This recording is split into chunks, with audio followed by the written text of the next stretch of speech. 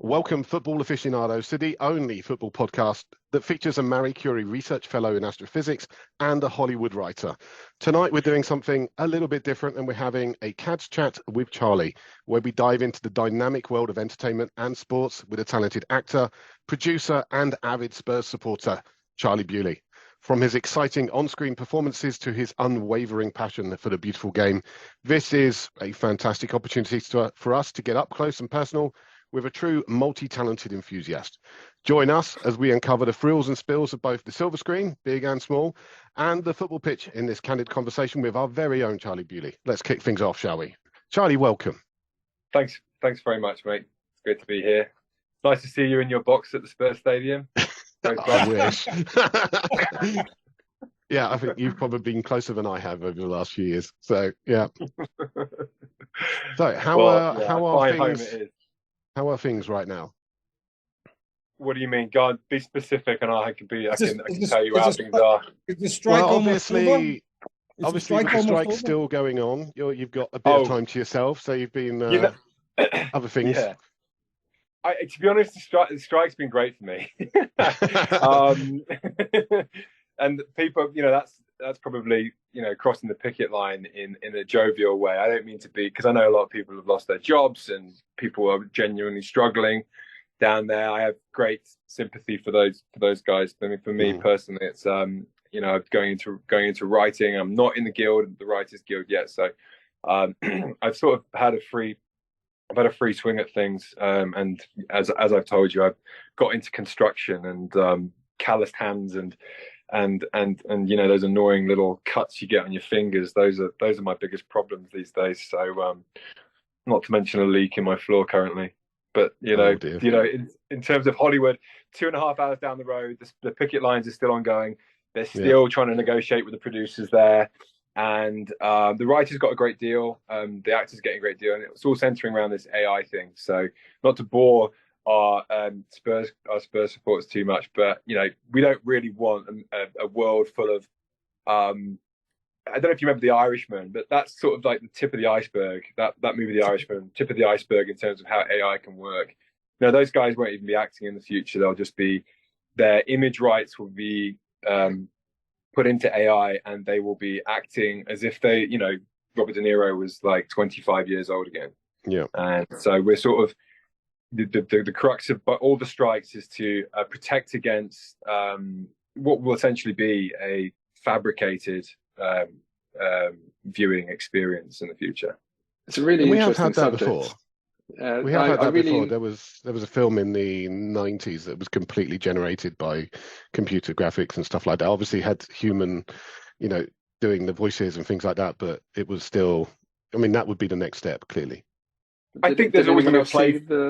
Did anyone else see The Mandalorian with Luke Skywalker? Just his complete CGI experience, and even in the process, So he returns as a young man, Mark Hamill. He does the voice, so he gets some royalties and some involvement in it. But it's uncanny. It's really remarkable. It worked incredibly well, disturbingly well. I think between even like one series and another, it visibly improved as well. And it was getting pretty close to having a young Mark Hamill in it. It was really strange. They could have just got Sebastian Stan though, and it would have been fine. Yeah, no doubt, absolutely. Good call. Yeah, it comes down to money. It comes down to money at the end of the day, as everything kind of does, and ultimately the sort of economies of scale you get with AI, or the economies you get with AI versus actually hiring actors. And then anyway, it's a deep rabbit hole, and we could go down there, but this isn't about that. I'm sure we could draw parallels to how Spurs have been run over the past sort of. Well, it does kind of feel at times right now. It does feel like we're living in some kind of AI projection, because this don't feel normal. this just don't feel normal for me. We're winning games too often with less stress than I'm expected. So. Yeah, what a great time! What a great time! And it's funny because we've had these two amazing managers that have come right off the back of Mauricio Pochettino, and ultimately we've been miserable for 4 years as a result. So it just goes to show what makes us tick. Compared to our neighbours down the road, for Spurs is just a good old hug. you know, a Martin Jol or a Mitja Pochettino. We actually just want to feel like everyone's happy to play for the club, and we're not having to deal with egos, I suppose. Yeah, I think ego's got a lot to do with it. I think potentially it's been said that if we hadn't had the managers that we previously had, the Mourinhos, maybe not Nuno, because I mean that guy was almost completely forgettable at some point, and Conte, you know, if we hadn't had those guys who'd managed to break down the team so badly, they, you know, take us down to a point where we just felt like it's going to be difficult to get better than this. If they hadn't done that, then maybe the players who were there wouldn't have been as ready to take on Big Angie's ideas. Yeah, I think this is always a good time to take a pause. In you know, we had a really good spell of wonderful football that I remember watching a Stoke replay. We beat them 4-0, and our football was so good. It was so free flowing and so beautiful that you just watch it just for the sake of watching it. And we weren't, you know, I bet people have been rewatching, you know, some of the games we played in the last few weeks just to watch the spirit of a team that resonates so highly with Spurs, and to bring this into sort of a Hollywood context. I feel like Daniel Levy was like, with Mauricio Pochettino, had like his Jennifer Aniston to Brad Pitt, and he just decided at some point that he wanted more, and that he wanted more, and he wanted to be reflected in his role in the club a little bit more. So he went for his Angelina Jolie, which was Mourinho, and ultimately, you know, we know how that all ended there. And ultimately, we wanted to just go back to the safety and the good times and the good feels of the Jennifer Aniston thing. And that, I think that's what nobody in the world is going to make these parallels other than probably what I've made. But ultimately, I feel like Ange Postecoglou is Jennifer Aniston in manager form. I mean, they look quite similar. I'm sure he'd take it. I'm sure he'd absolutely take it. Yeah, it is ironic, isn't it, that we, after all this time, basically, you know, we've been juggling this idea of sort of football fun versus results. And it turns out, and we've had a strange journey over the last 4 or 5 years, because it turns out it's early days, right? Clearly it's early days, but taking Poch and then the other chumps that we had in the meantime and then now, it turns out you don't make a choice. You stick to your key principles, your soul. You know, you play. You know, you perform. You go about the game in the way that feels right, and you get both. Apparently, I mean, it helps to have a bloody good manager, which is apparently what we've got. So yeah, it's weird. Yeah, you wonder what he's doing. Like, you wonder, because everyone's just ready to go to war for this guy, and by all accounts, he doesn't actually have too much connection with the players on a sort of personal bantery level. I think he keeps that separation there. So there must be a sort of sense that he is, you know, that we have a general on board. And I know Madison sort of referred to him as an alpha male, which is odd because, you know, alpha maleism is so in the spotlight these days as being in some way toxic. But I think Ange perfectly depicts that stoic sort of, you know, I mean, he is Greek. I mean, he does come from that sort of fabric, and I just feel that he is just this breath of fresh air that we all needed. Somebody who doesn't pander to the limelight, and he's just there to do a job. He's just a very serious guy, but also has this wonderful sort of light side to him. And yeah, we're all in sort of dreamland at the minute, aren't we, a little bit? You know, if I may, Charlie was just in LA a couple of week and a half ago. He came in for the to the Greyhound, our LA Spurs local, and he came in for the game against Fulham, right, Charlie? And we were chatting, and one of the things you brought up, which is following on from Postecoglou, was you had suggested that Harry Kane moving on has actually been beneficial, and I was just wondering what you think about that, and even would Harry have even fitted into the Ange ball system? What are your thoughts on that? What we were talking about at the Greyhound? Yeah, I mean, I'm interested to hear everyone's thoughts on it. I mean, obviously he's such a great player and he's doing great at Bayern.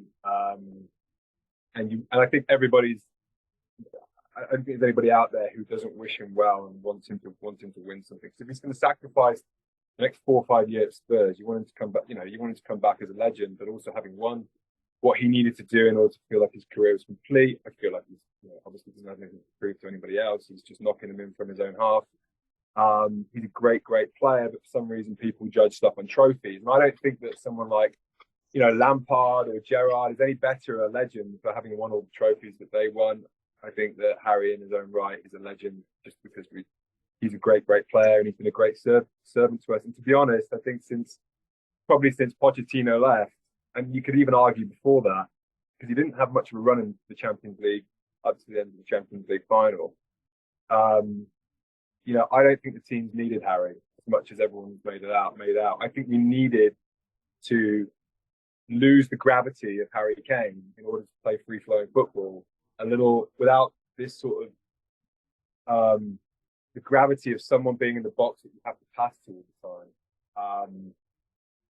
And you're taking out a huge player who in the middle of the contract would be worth 150, 200 million.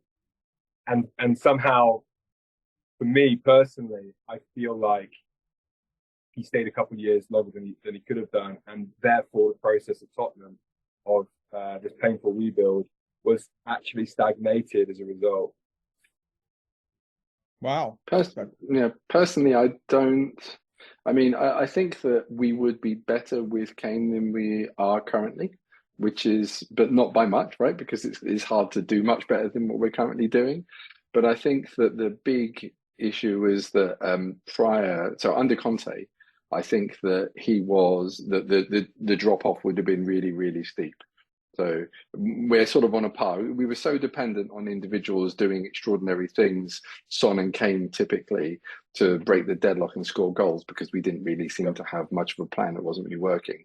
But I think that what Kane would have had to have accepted a role where he actually pushes the back line, right? Stays high, stays in the box.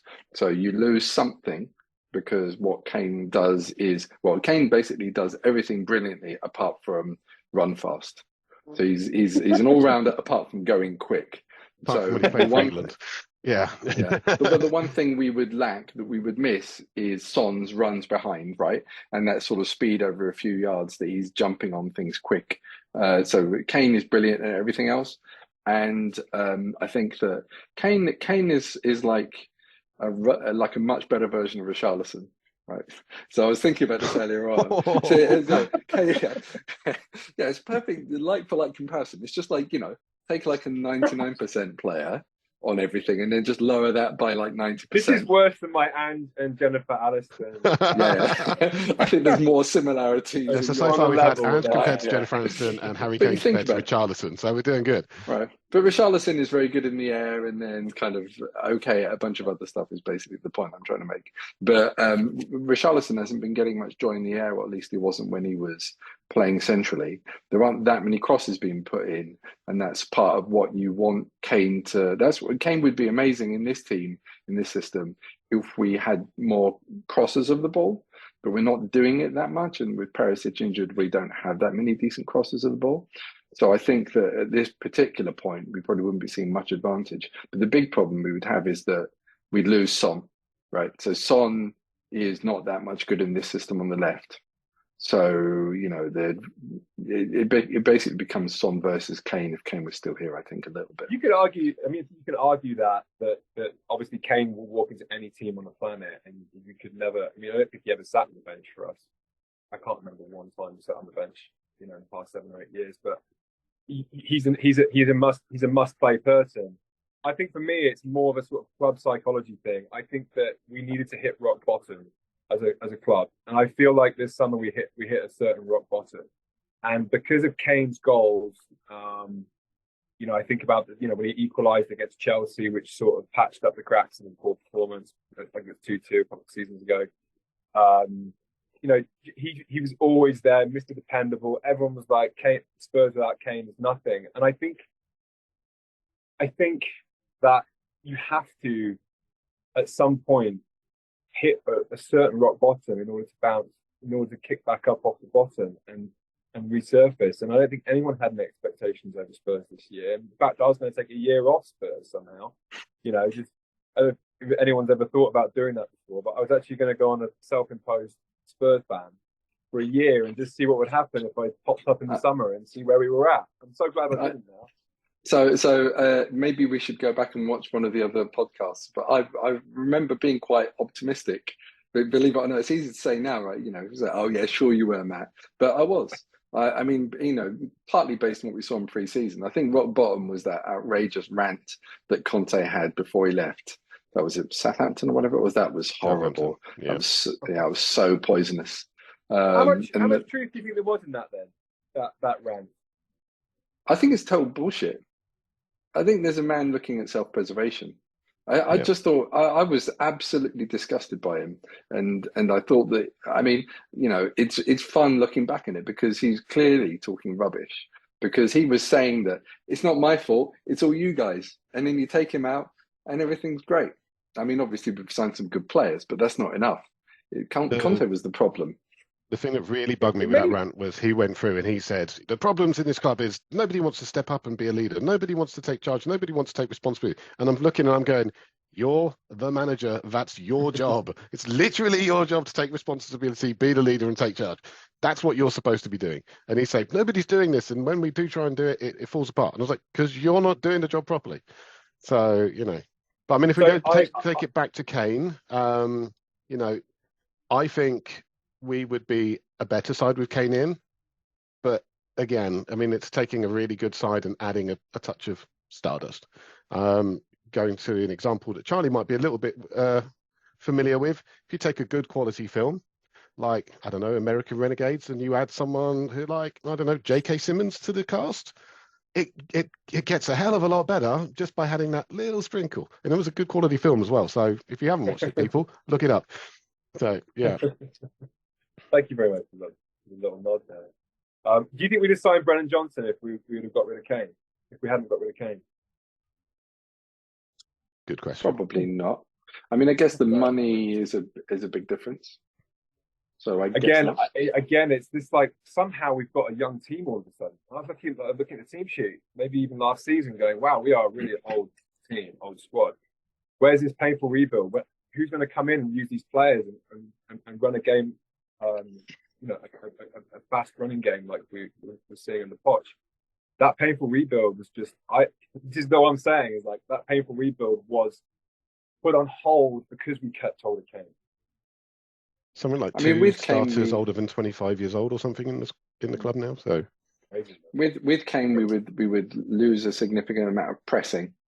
And with Son on the pitch, we get a much greater press, and Richarlison on the left or Johnson on the left. So there's a lot more pressing in the team, and it's hard to say.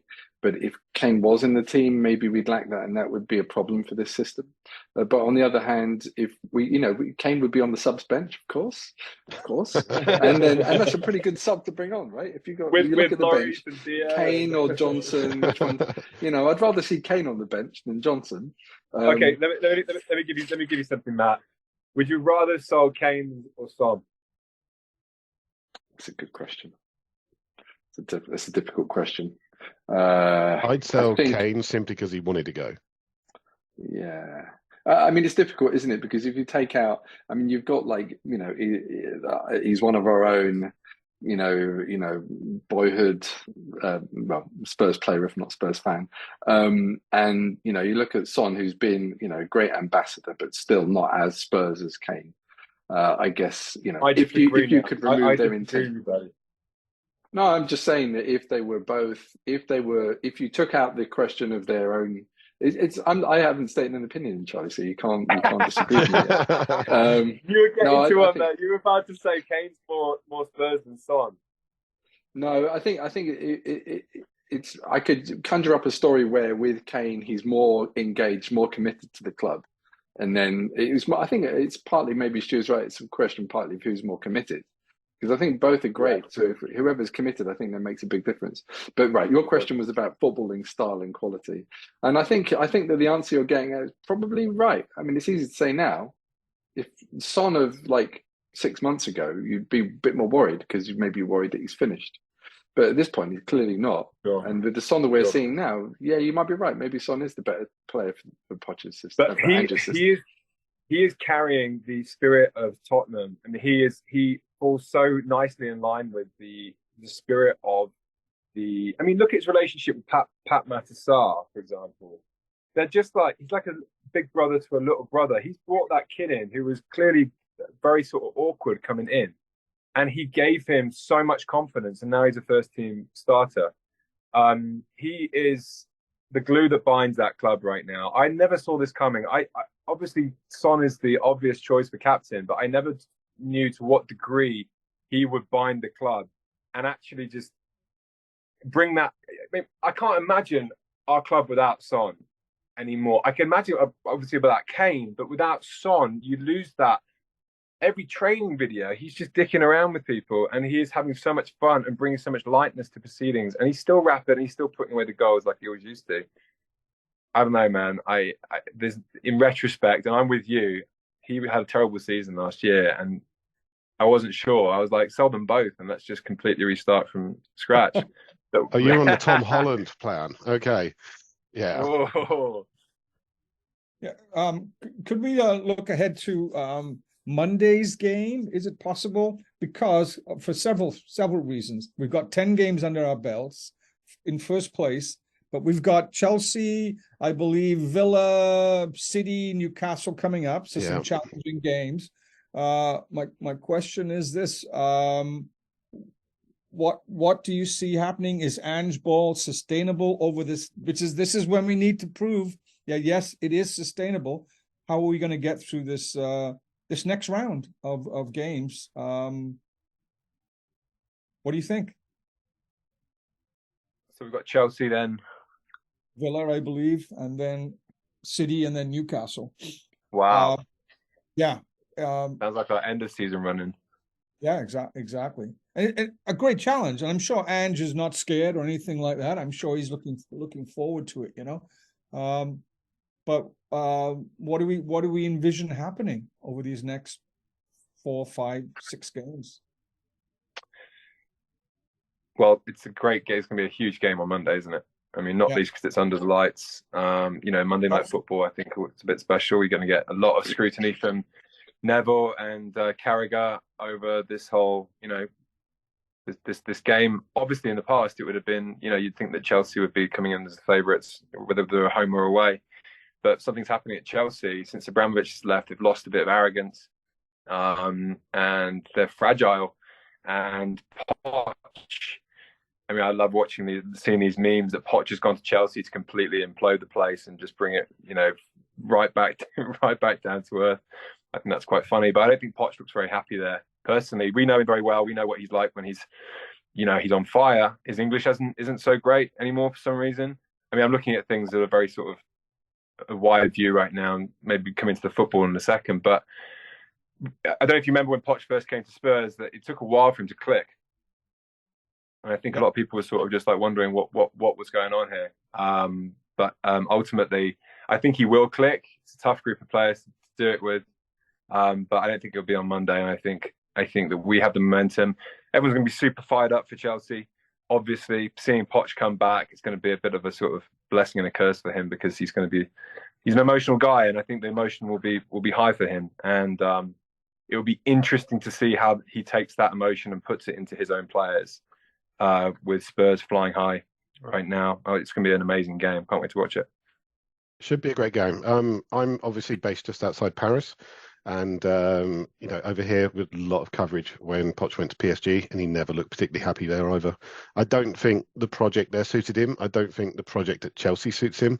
Just being given highly paid players and very, very expensive players to try and mold a team out of I don't think that works for him. He wants to take a group of young players and mold them into the way that he wants them to play, and work it from there.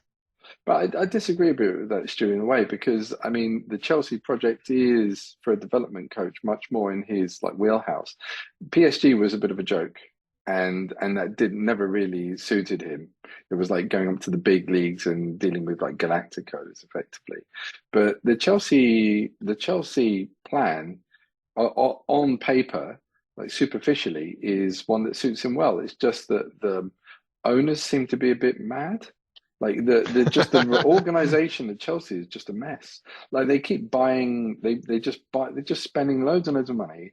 Doesn't seem to be much strategy behind it. So they don't have a balanced squad. They don't have a striker, which is just ridiculous given the amount of money they've spent.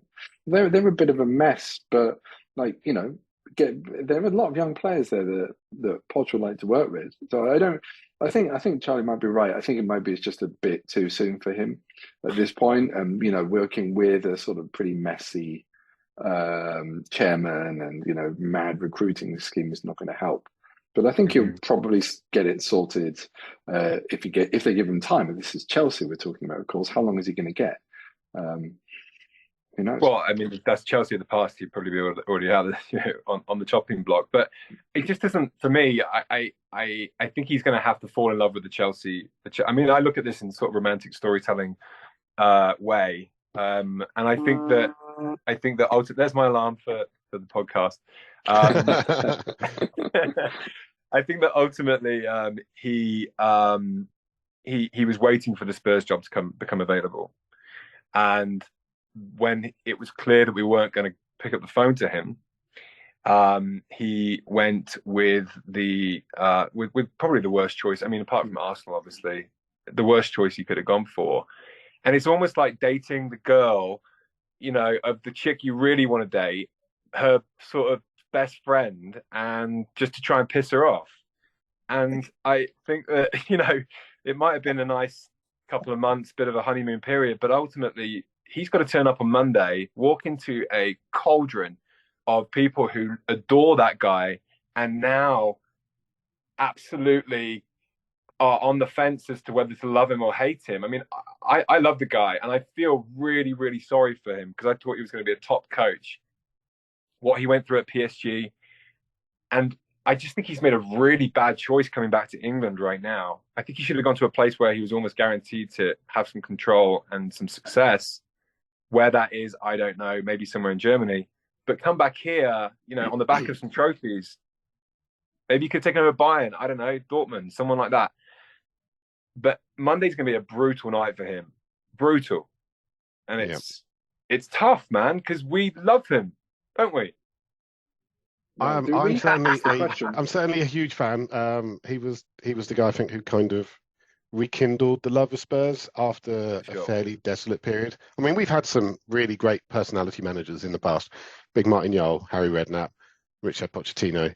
But we've also had Christian Gross. You know, we've had Tim Sherwood, who, I'd rather not think about that. He's a great pundit. I don't know about that, but yeah, Tim Sherwood has personality. It's just all the wrong kind. It's just all the personality traits you don't want to see. Absolutely. Jacques Santini, as I've said. You know, we've had George Graham. We had George Gray. I'm cringing just thinking about it. You know, so we've been through those rough periods. We've also had those moments of brightness. We've had those moments of joy, and we know how good it can be, even if we haven't had the results to go along with it all the time. And now we're getting this brightness, this joy, and the results as well. And it just seems, as I said, it just seems weird to me because, I don't know how long this is going to last, but I'm going to ride that wave for as long as I can. Don't wait for the other shoe to drop, mate. That's not the way to live. I'm too old to get too carried away. Though. If we get through December, we're still top of the league. I'm going to start believing at that point. Until then, but you know, I mean, so we think we're going to win the league. About good vibes. I mean, the good vibes are there, right? I mean, this is it. Almost, you know, it sounds ridiculous to say, but it almost doesn't matter if we win the league or whatever. You know, we've got our Spurs back. And we're enjoying ourselves. And, you know, we all know that Andrew's got our full support. You know, if things get a bit rocky, it's fine. But I think that who would have thought when we got Ange and they got Poch that when we in the schedule the fixture list came up. This game, this is how we would go into it. You know, we thought, it could be a tricky one for Ange, you know, or both managers really. But I never would have imagined that we'd hit the ground running to anything like this extent, or I wouldn't have expected it. Chelsea are closer to where I would have expected them to be, but I would have expected them to be doing a bit better. But, you know, I mean, it's such a weird situation for us to be, it's like meeting the ex but you know, everything's going so well in your relationship that you just don't care. So you thought you would, but you just don't, because it doesn't matter. But I mean, so that will probably help Poch in some ways, but the big question is, and I know that Stu was one asking about this earlier, is will he get booed? And not Ange, Poch, obviously. Will he get booed, and should we boo him? Is it right to boo him? Is it fair? You probably will, right? But I wouldn't. I think. I honestly think when you know the psychology of a guy like that, I mean, he's from South America. He's got a lot of heart, a lot of emotion. You know that he went to Chelsea because he was buttsore about Spurs. He said multiple times that he wanted to come back, that he had unfinished business here. And Daniel Levy's obviously such a stickler that whatever he did in those last 2 months before he got fired was just, for him, it was just like, that was it. And I think that Poch has a little bit more probably emotionality than Daniel Levy in that sense. And I think I was sure he was coming back. I mean, Are we? I mean, I thought he would as well, but are we really sure that's the case, that he was waiting for the call? I mean, that's what people say. I think he was. I think he was, but I have to say I agree with Daniel Levy's decision. I'm very much one of those that never go back. You never go back. Player leaves the club, don't rush to bring them in. You know, don't rush to bring them back. Same thing with Harry Kane. Love the guy, but if in a few years' time he decides, I want to come back, it's like, well, you can only come back if you're actually going to fit the mentality of the club, the way that we, you know, and provide something that we need on the pitch. I'm not just going to have you come back and be a figurehead. Same thing with Pochettino. I think Levy decided it's time to move on, time to bring in someone new who can do something different. Then let's not step backwards, let's step forwards. And I think that's what we've done. You have to give Levy credit. I mean, again, it's early days, but Ange is amazing. He's a breath of fresh air. And one of the interesting things about Ange is people don't know how to deal with him. People have seen Poch. He's a known quantity. Ange is an unknown quantity, and that's everyone is causing all kinds of problems for the opposition teams. They have no idea how to deal with it. At some point, they'll figure out a solution, and maybe we'll get a couple of injuries, and you know we'll sort of cool down a little bit. But I think we'll remain a difficult team to deal with. And I think that you have to doff your cap to Levy and say, I wanted us to sign Poch back as well, but Ange is clearly the right call. It's amazing. I wouldn't have expected this at all. To be fair to Daniel Levy, I mean, he's obviously got an intuition now for what Spurs need, what is, you know, what he's basically gone so far to the extreme of what Spurs didn't want, that now he knows exactly what we do want. And he's learning through this whole process as well. I don't think he's ever going to make the mistake of going to a big coach again, who for some reason doesn't like the setup at Spurs and doesn't think it's conducive to success. So, you know, he has brought Big Ange in, who was by some accounts fifth choice, something crazy like that. But when you do look at Ange, you know, especially what he did at Celtic and in that Japanese team, the second season was the one where he really kicked on. He just brought in a flood of new players that really fit his system. And he hasn't really, I mean, he had some degree of say-so in this transfer window, but not enough to really make, you know, massive impact. So he's done really, really well with what he's had. And I think in January we will really bring the changes. And that's when, if we are still up there at Christmas, and he has players coming into a system that is set, and that they're more fitting to that system, I think we do have a good chance of kicking on, certainly ending right up there. But I'm with you, Matt. I don't need to win the league this year. I like the idea that we've got a project on the go and a guy who we like, and a team. You can't wait for the next game, you know. And that's a good place to be. I think this is Daniel Levy's best considered appointment as a manager. If you look back over the history, the good choices have been ones where he's been kind of pushed into it. Pochettino was a bit of a knee-jerk decision. He had to make a decision really quickly. Martin Jol, same thing. Harry Redknapp, same thing. But you look at the ones where he's actually had time and he's taken the time to look into it and try and bring someone in, he's generally made fairly bad decisions. That's when he's brought in the Santinis and the Mourinhos, you know, because he was obviously courting Mourinho for quite some time. So I think this is his best considered decision he's made since joining the club, which is fantastic, because hopefully we can keep that going into the future. If we look at this with your Hollywood hat on, as a producer, as a writer, if you wrote a script that talked about, you know, this entire situation with a character like Ange Postecoglou going into a club that seemed broken like Spurs and managed to turn it all around, what do you think the feedback would be from the others? From the others, as in who? The writers' room, from the producers, anyone you handed that script over to. The script now, the script of Postecoglou bringing us back from the brink, bring us back. I mean, we were all just so miserable and at rock bottom. I mean, you're just going from most movies from Act 2 into Act 3, where, you know, all seems lost and whatnot. I mean,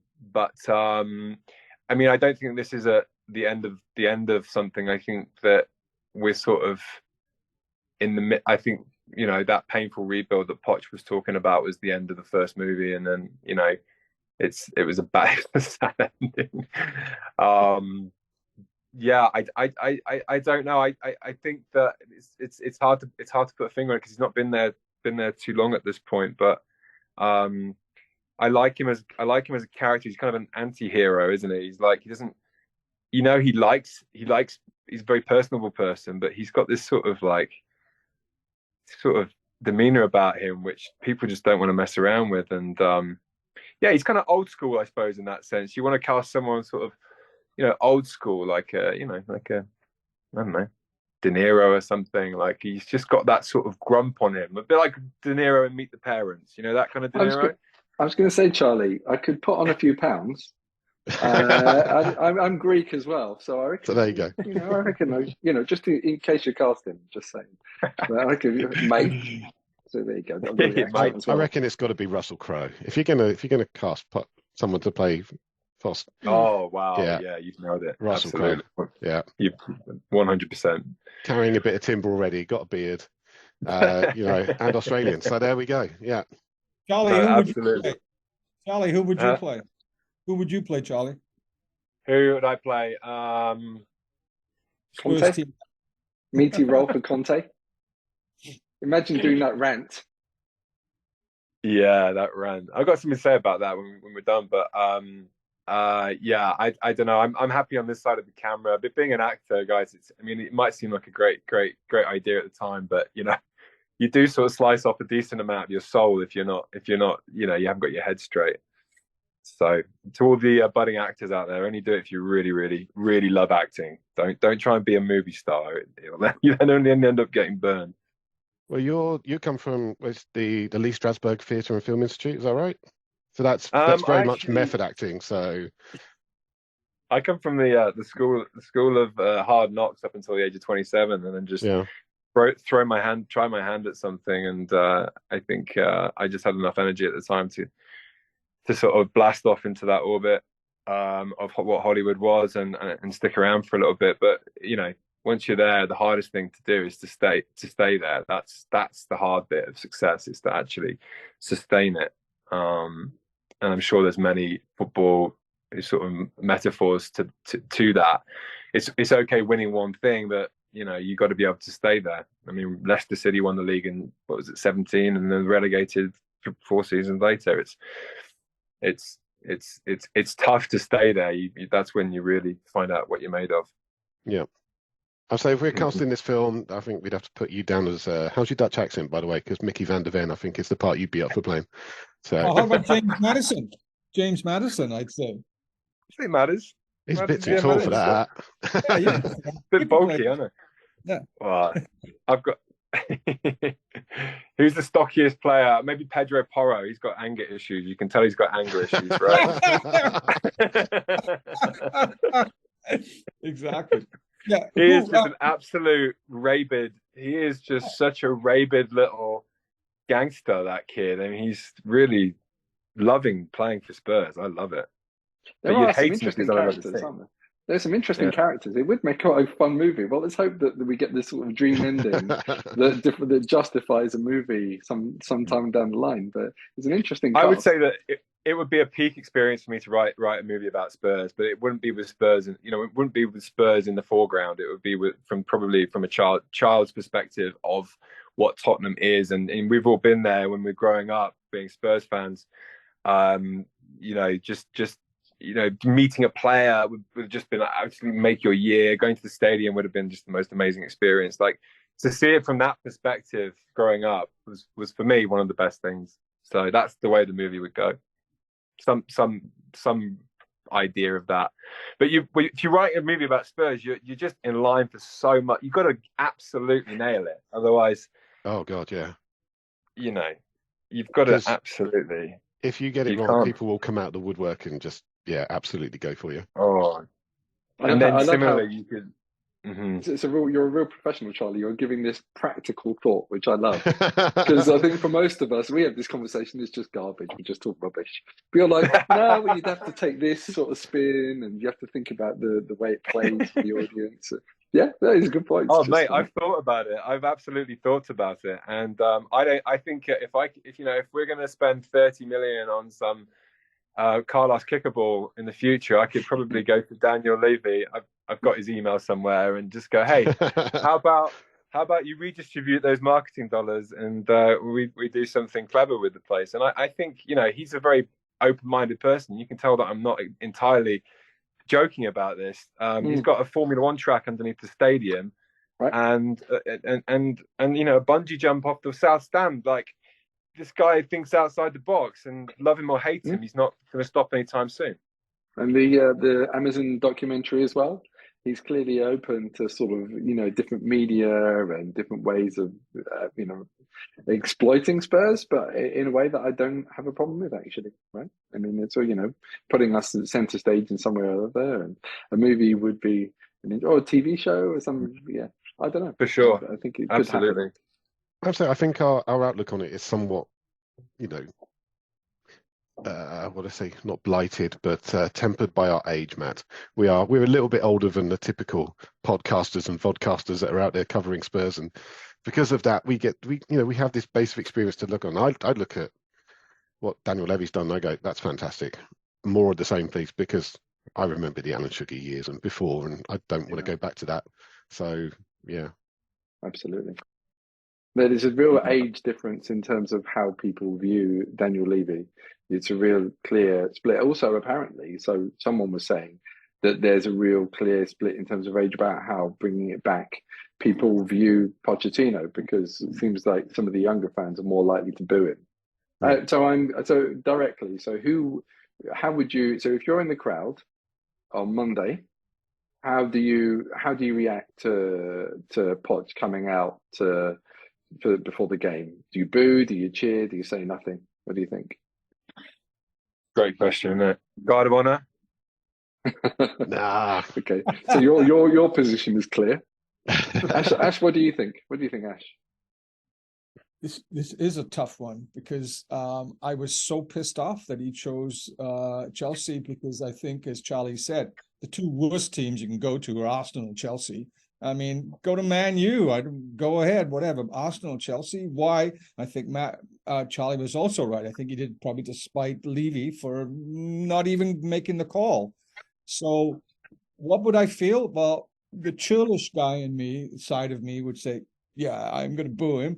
But the other side of me, because we did meet him here when he was in LA, he's a charming, lovely fellow, and you want to wish the best for him. But you know what? It's Spurs who we love, and it's not Chelsea, and it's not Pochettino, and it's not any of those other ones. So maybe I would feel kind of churlish and give a little hiss, maybe.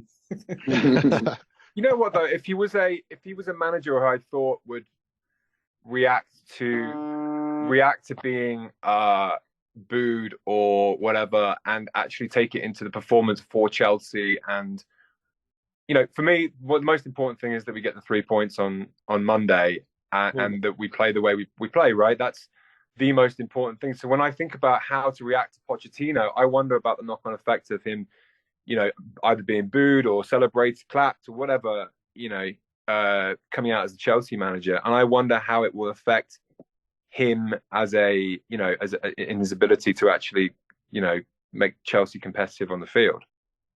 I think that Chelsea fans would be much more bothered if we gave him a massive loving. I think they quite like it That's a good point. if we show the hate. Exactly. But right, so they'll be quite uncomfortable about a loving, which won't happen, of course. But I mean, it'd be nice if he gets announced in some formal way, just to give the normal people a chance to give him a good round of applause. If that doesn't happen, there'll just be silence apart from people booing, I think. Like, I don't clear if he went to any other club, if he turned up, if he rocked up as the Newcastle manager or whatever, we would just go, I think he'd get a pretty warm reception. But for Chelsea, it's not Arsenal, so it's not quite the same level. But I have to say, I don't think he was doing it to spite Levy. I think he just, he's been out of a job for a while. It became clear that the Spurs, it was the moment for him to get the call to go back to Spurs, and it didn't happen. And I think he's, there aren't that many clubs that a manager of his standing can go to and consider it to be a decent move in his career. And I'm really disappointed he took the option to go to Chelsea, and he has gone down in my estimations. The love I felt for him is waned as a result. But so I would never boo him, though. I think that's ridiculous. But I don't think he would get he wouldn't get as warm a reception from me as a result. You have to look at his career since he's left Spurs, Matt. Like, he was on a high leaving Spurs. That Champions League final obviously still haunts him. Like, that was such a massive, massive moment in his life. Going to PSG, he won a couple of trophies, but he went there to take them to the Champions League final again, and he hasn't. He only won the league, which is kind of expected for PSG. He comes back. If it doesn't work out for Chelsea, and Todd Bowley's obviously wielded the axe once already with Graham Potter, like, if it doesn't work out with the players that he's invested in, close to $1 billion in players, long-term contracts, then Poch, who I can't believe I'm saying this, but like, he's going to find it difficult from that point forward. I think that Champions League heartbreak was a massive, was just so huge. For a guy like that, who it is, and we would love him because of his emotion, because he's an emotional person. I would never ever boo that guy, because I know as a human what he's probably going through, with his love affair with Tottenham. It's the one that got away. It's the girl. It's his first love. And for that to then turn around and boo him would just be heartbreaking for a guy like that. And I'm not that kind of person personally. But I get from a footballing perspective, because he's at Chelsea now and he's committed the ultimate in betrayal, that some people would be in their rights to give him shit for that. Yeah. I couldn't boo him. I wouldn't cheer him, but I would clap his name when his name gets read out on the opposition's team sheet. I'd give him a clap. I wouldn't cheer him. But I ultimate respect for what that guy managed to do at Spurs. I think potentially he took this job because his family was still living in London and he wanted to go back to the UK. He wanted to be back in London with his family. But I think maybe he jumped in too quick, because I think we're all fairly sure that the Man United job's going to be open fairly soon, and that would have been a perfect fit for him. So would have been, wouldn't it? Yeah. Good point. Yeah, it would have been perfect for him. Man U. I think it's an interesting point about where his career's at.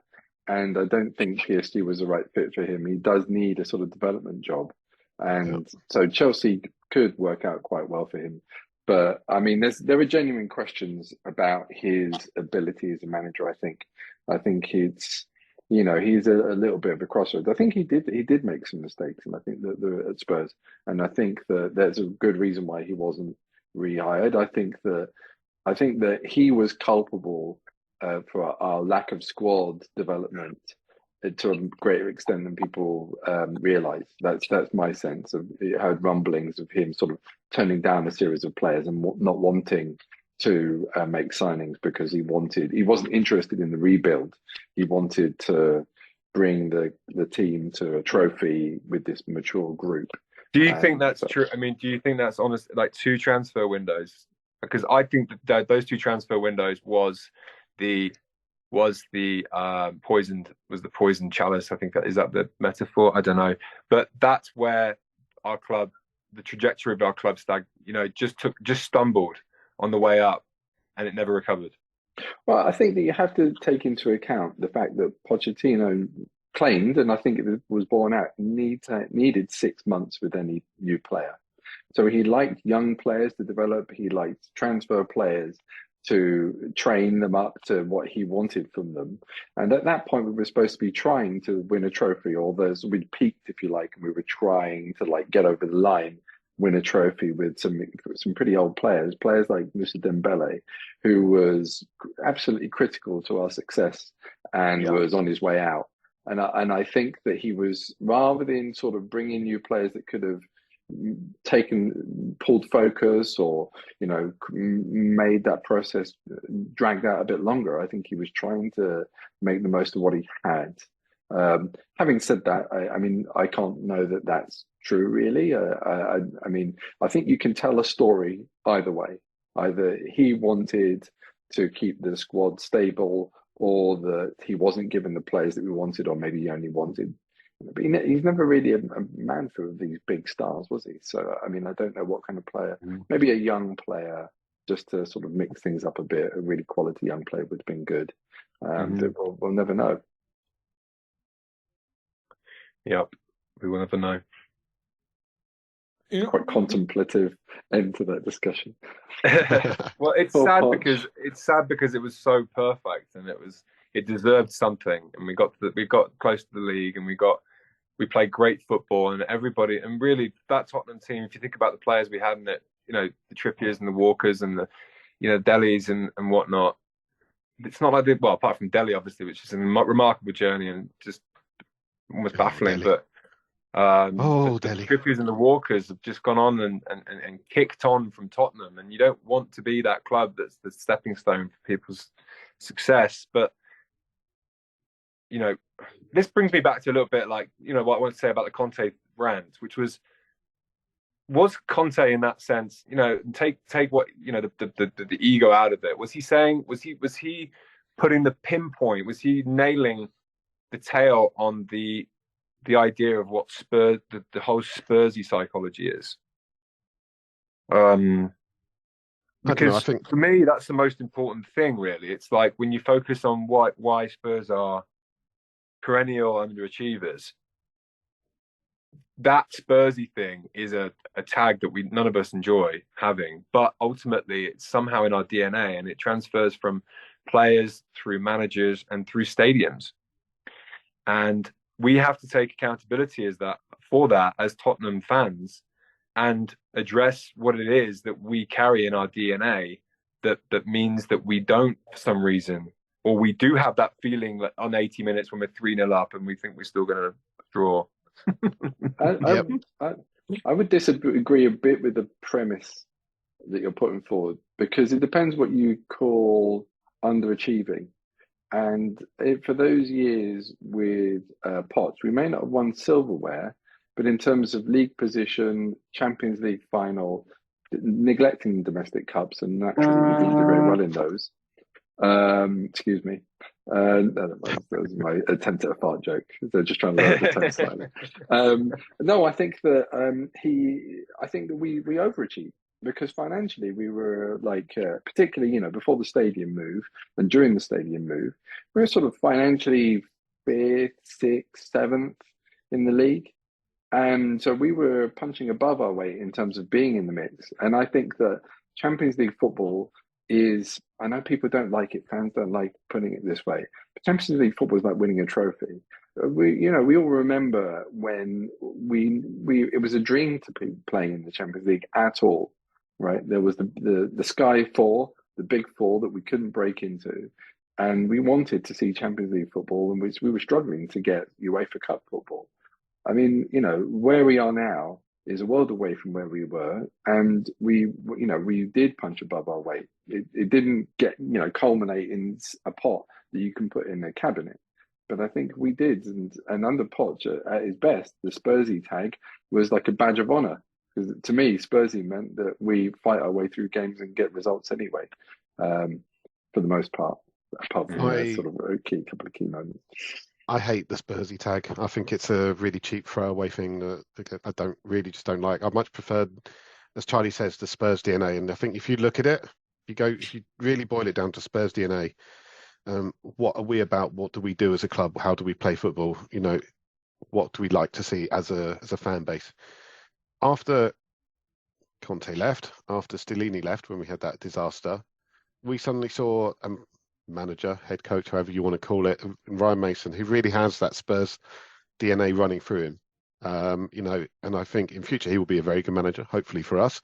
But he came in and he changed things around, and we suddenly saw much, much better displays. Maybe the results weren't fantastic, but we saw better displays, and you could start to be a little bit happier with being a Spurs fan again.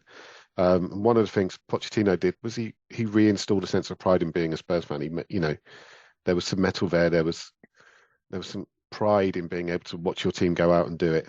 You know.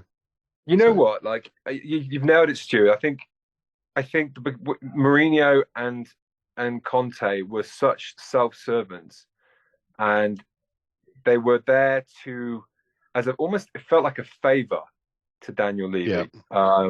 And these guys, Pochettino came up from Southampton. Harry Redknapp just loved the idea of coming in and just, you know, having a go with the players that he had. And Ange Postecoglou has come up from Celtic, and they're all grateful to play. They're all grateful to be our managers. You know, there's gratitude there. There is a sense that they are living their own dream through our club. And I don't ever want to see a manager at Spurs again that is doing us a favour, or that we feel is sort of batting below his you know, standards. And because that rant that Conte, you know, had was under the surface from the moment he got in that football club. I don't care what he said about us and how hard he cheered our goals on the sidelines. That was waiting to happen at any given point. It was his off ramp, and he took it, you know, when he did, and it was just one of the most spectacular self-sackings I've ever seen. Yeah, he was. Charlie, you can come again, I tell you, because loving this. Definitely on the same guys, on the same wavelength on this one. Ash, you've been a bit quiet. What do you think?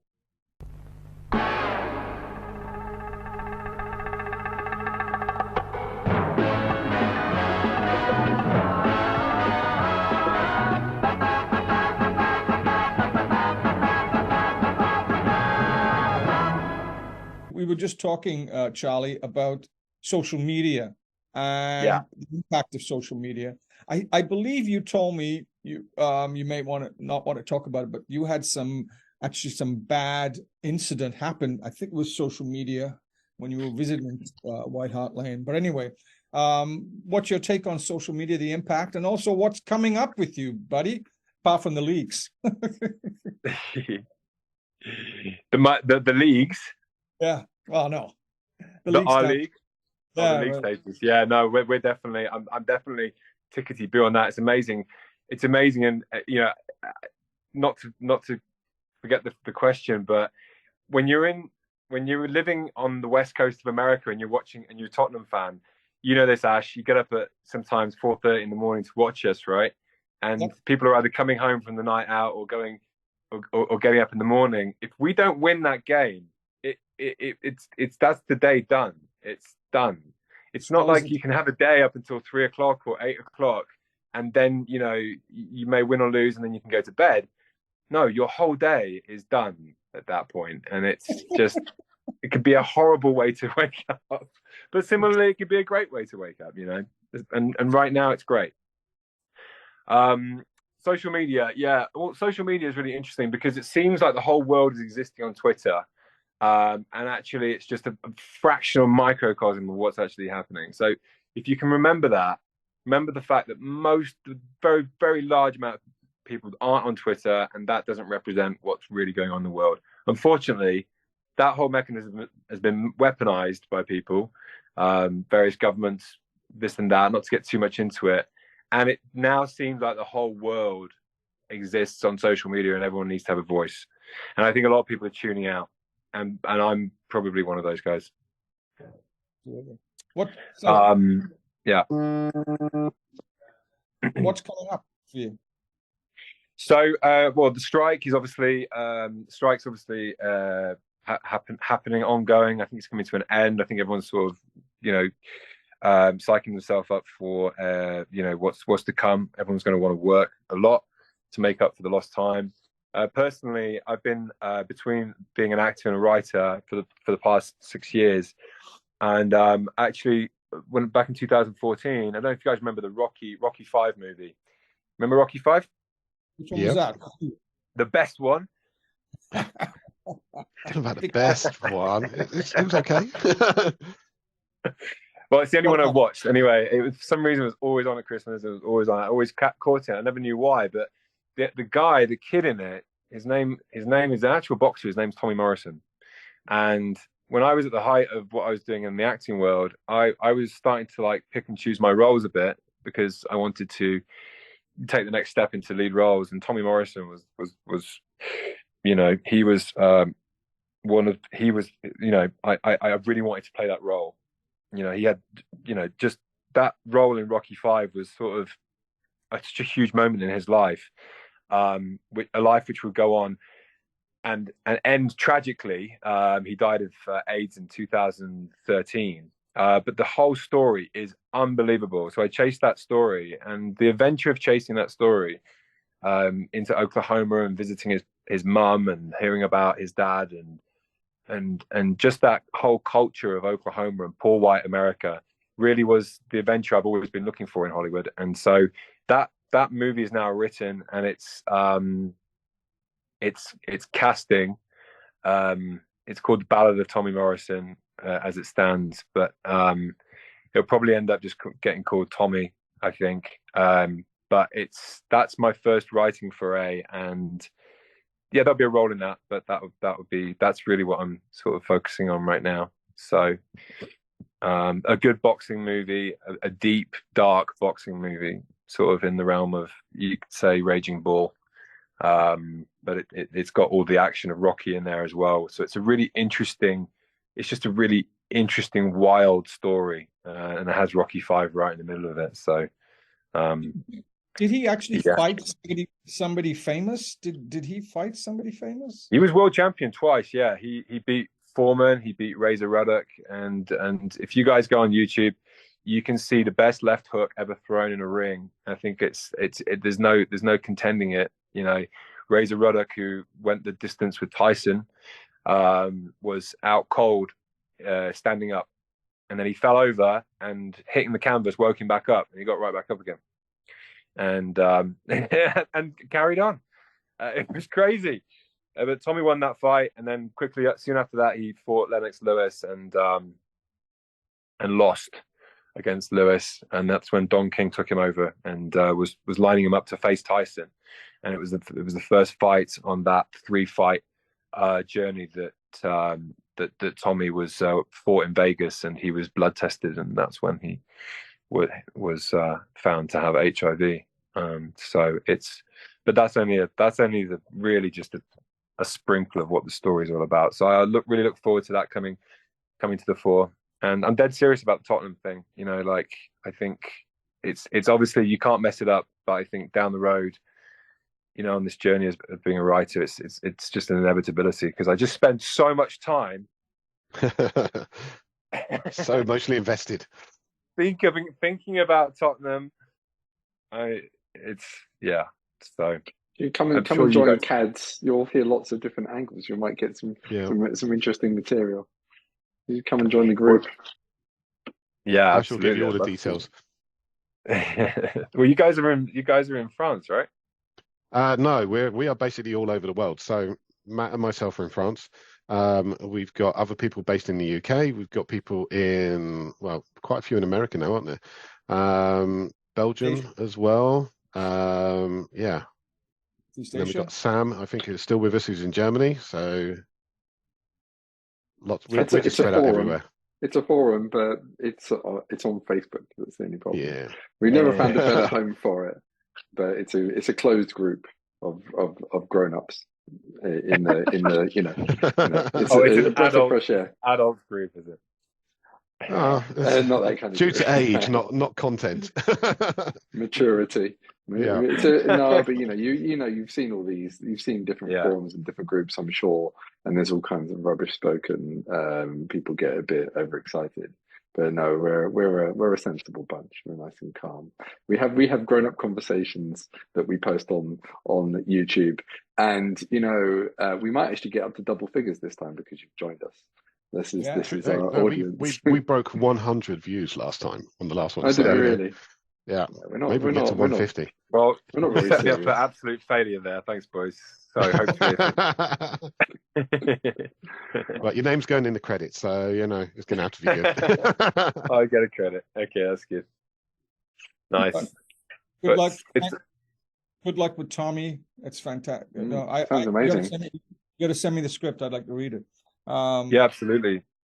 See if I can help. Yeah, absolutely. Yeah, it's we've got a pretty big director on board. He did the Concussion movie, which was the whistleblowing movie on and the NFL. Yeah, exactly. Yeah. So he's our director, and Will Smith did that, right? Yeah. Yeah. So Peter Landesman, great writer, taught me a lot about the process, and definitely cut my teeth in that process of working with him. So yeah, it's just not easy getting a movie made. It's just crazy. I mean, I think about, to translate that to Tottenham. I mean, what Daniel Levy's done at Spurs, I can't but have like absolute massive respect for that guy. Like I know he went into it with an investment from an investment standpoint at the start, but I think slowly and surely he watches every match, goes to all the away games. You've got to know that he's on our side and wants what we want. And I hope for him as much as anything that we finally break our trophy hoodoo, I suppose, but I'm not so invested in that. I just love what's going on right now. It's just a great time to watch Spurs, and that's all we really want. There we go. I think that is a good point to end things on. Thank you very much, Charlie. So Thank you, Charlie. It's been a good evening. I had a lovely, great chat here. And as always, please watch, like, subscribe, share with your friends, and tell them I watched this great interview with Charlie Bewley, and it was fantastic. So yeah, and of course, when this film comes out, please let us know, because a dark boxing movie along the lines of Raging Bull, I'll watch that. I'll definitely take a seat in the cinema for that, I tell you. So beautiful, wonderful. All right, thank you guys. Really appreciate you having me on.